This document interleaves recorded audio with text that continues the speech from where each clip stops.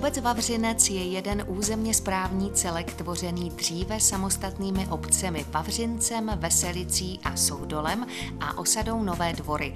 Tato sídla, jejichž počátky spadají do poloviny 13. století, leží 40 kilometrů severně od Brna na území chráněné krajinné oblasti Moravský kras. V obci žije celkem 840 obyvatel. V centru největší z místních částí Vavřinci najdou návštěvníci obce kapli a víceúčelovou budovu s obecním úřadem a mateřskou školou.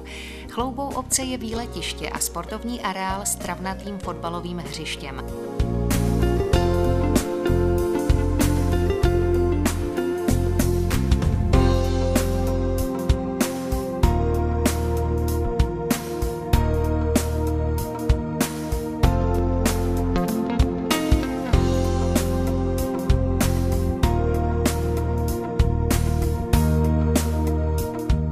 Bohatou historii obce připomínají Boží muka a v centru obce stojí socha svatého Vavřince, jež je patronem obce.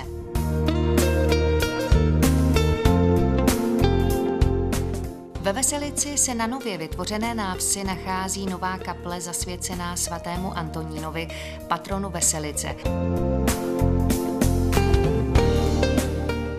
Zázemí pro volnočasové aktivity veselických občanů jako knihovna a hasičská zbrojnice jsou situované do víceúčelové budovy v místní části Malá Veselice. Knihovna získala v roce 2011 nejvyšší ocenění v celostátní soutěži Knihovna roku.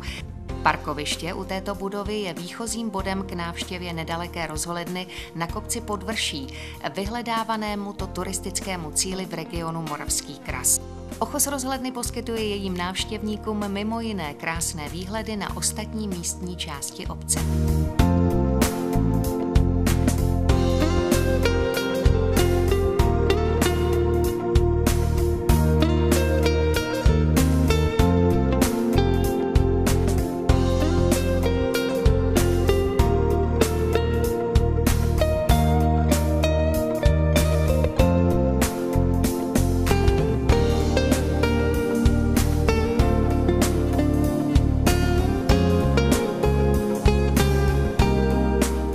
V Suchdole se v centru obce nachází kaple svaté Anny, patronky Suchdolu.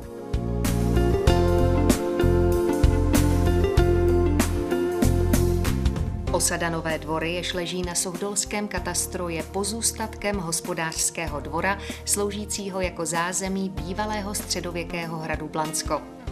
K jeho zřícenině vypínající se nad punkevními jeskyněmi, jejichž vstup leží na území obce, vede půl kilometru dlouhá tereziánská lipová alej.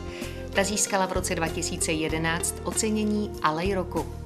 Obec Vavřinec, vesnice roku 2011 v Jihomoravském kraji, má zkrátka co nabídnout. Nejen krásnou přírodu, ale hlavně klid a daleké výhledy do krajiny.